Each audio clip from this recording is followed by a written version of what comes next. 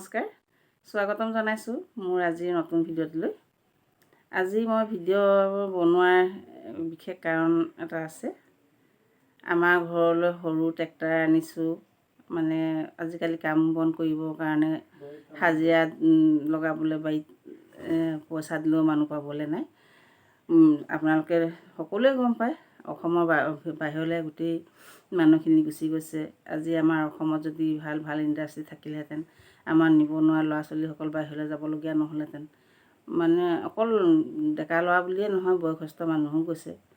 সেইবাবে এতিয়া ঘৰত কাম কৰিবলৈ মানুহ নোহোৱাৰ বাবে এই সৰু ট্ৰেক্টৰ এটি আনিছোঁ। এতিয়া সৰু ট্ৰেক্টৰে আজি কেনেকৈনো হাল বাইছে, প্ৰথম আজি হাল বাইছেহে দেই, কেনেকৈ বাইছে চাওঁগৈ ব'লক।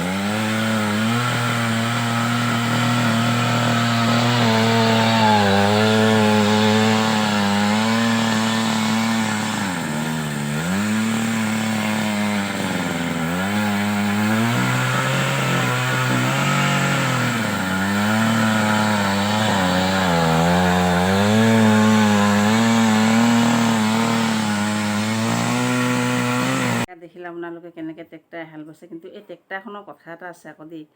এই ট্ৰেক্টৰখনত মানে আপোনাৰ শুকান মাটি হ'ব লাগিব, পলসুৱা মাটি, একেবাৰে টান মাটি মানে খান্দিব নোৱাৰে। টান মাটিত হাল বাবলৈ হ'লে আপোনালোকে প্ৰথমতে কোৰ মাৰি ল'ব লাগিব বা ডাঙৰ ট্ৰেক্টৰে হাল বাই ল'ব লাগিব। এই ট্ৰেক্টৰখনে মানে আপোনাৰ মাটি মিহি কৰাহে। বালিচহীয়া মাটি হ'লে বা পলসুৱা মাটি হ'লে আপোনালোকে কোৰ চোৰ মাৰিব নালাগে, এনেই বাই যাব পাৰিব। এতিয়া দেখিলে নহয় ভিডিঅ'টো।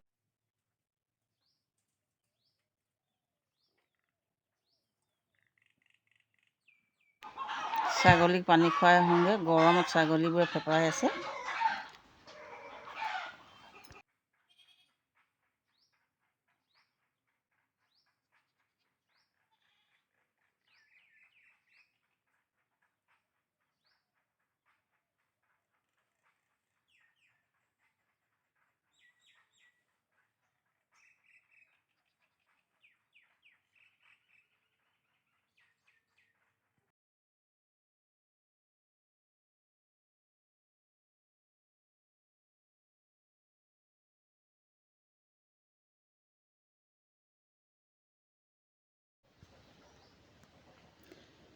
এই গৰমত একদম পানী পেট ভৰাই খাইছে।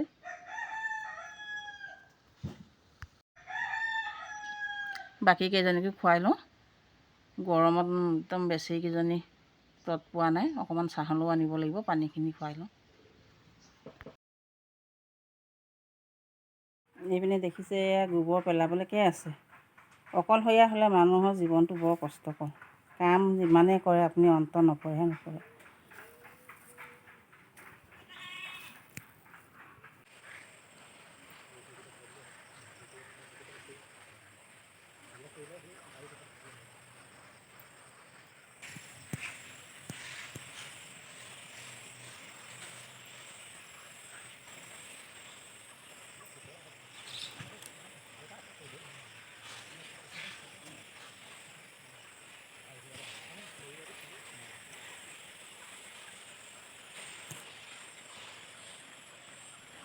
এয়া আমাৰ শাকতলি ৰেডি হৈ গ'ল, আজি গুটি পাৰিছে।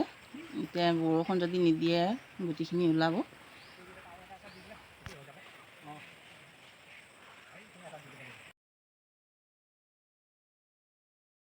এয়া ৰাতিপুৱা মোৰ হাঁহৰ দানা দিয়া। চাওকচোন, চাৰিওফালে কেৱল বৰষুণে বৰষুণ। যোৱাকালিৰ পৰা আকৌ বৰষুণ দিছে। এতিয়া আমাৰ আৰু হাঁহ আছে, পাতি হাঁহ, খোলোংগৈ বোলে।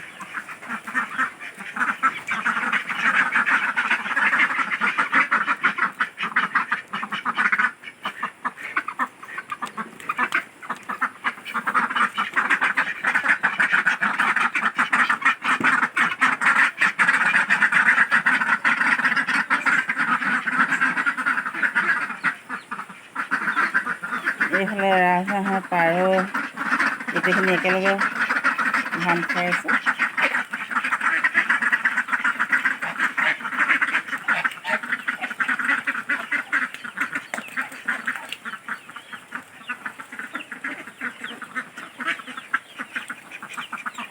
বৰষুণ যাক ক্ৰমান্বয়ে ডাঙৰ হৈ আহিছে আৰু দেখিছে নহয় গোটেইখন সেউজীয়া হৈ আছে। সেউজীয়া পৰিৱেশ আমাৰ সকলোৰে ভাল লাগে নহয় যে। এইখনে মোৰ সৰু ফুলনি।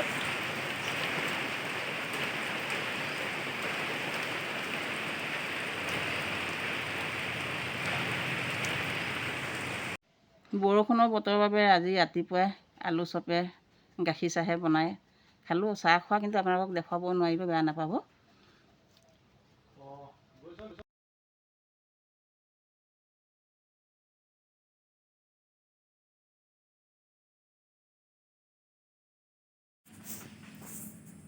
এয়া বৰষুণ দিয়াৰ পিছত গুটিবোৰ এনেকৈ ওলাইছে।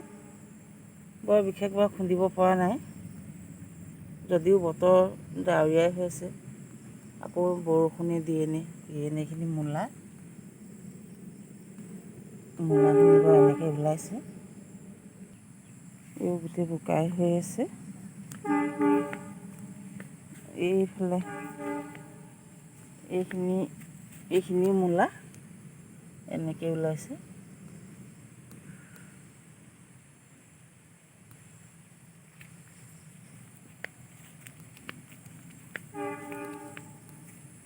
ট্ৰেক্টৰে হাল বাই মাটিখিনি বৰ ধুনীয়াকৈ গুৰি হৈছিলে।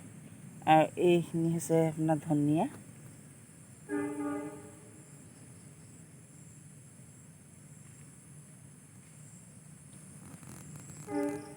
ধনিয়াখিনি বৰ ধুনীয়াকৈ ওলাইছিলে।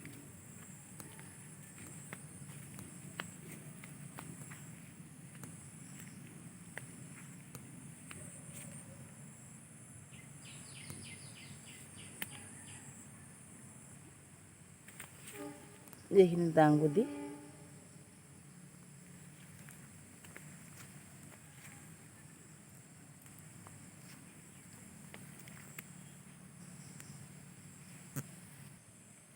এইফালে হৈছে লাই শাকৰ গুটি সিঁচা।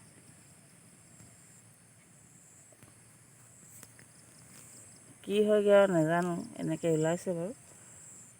বতৰে কি ৰূপ দেখুৱায় আৰু। শাক খাবলৈ পাওঁনে নেপাওঁনে, বহুত কষ্ট কৰি এইবুলি এইখিনিকে উলিয়াইছোঁ।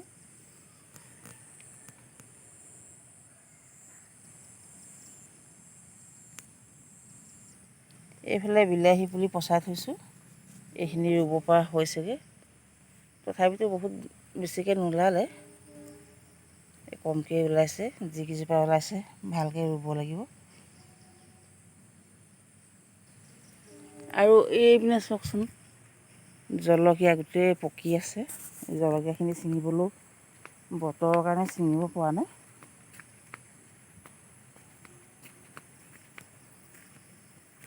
এয়া ছিঙি পিনি শুকান জলকীয়া বনাব লাগিব।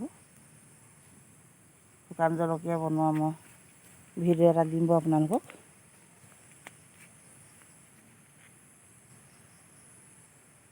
গোটেই জলকীয়া পকি ৰঙা ৰঙা হৈ আছে।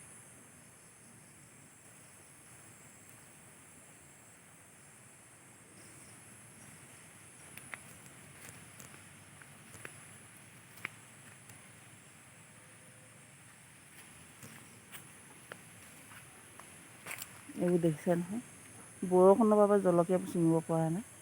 আৰু জলকীয়াখিনি ছিঙি এতিয়া শুকুৱালেও ভালকৈ নুশুকাব, সেইবাবে ছিঙা নাই।